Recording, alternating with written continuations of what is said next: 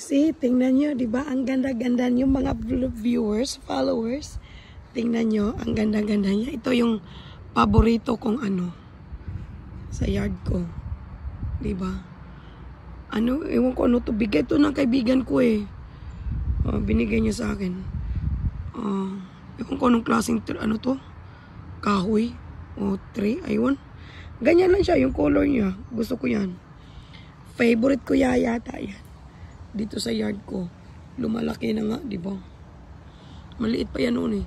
Kaya thank you ako sa ano, sa nagbigay. Sa nagbigay nito, magpasalamat po ako. Di ba? O, di ba? Marami pang ano. Sana makakaano pa ako ng ganito. Yung ibang ganito na style ba? Ganito din na tree ba? Maganda sa ano. Sana may ganito sa Pinas. Diba? So, dito lang tayo mga viewers and followers. Ingat-ingat po. Thank you for watching my videos. Bye. God bless you all.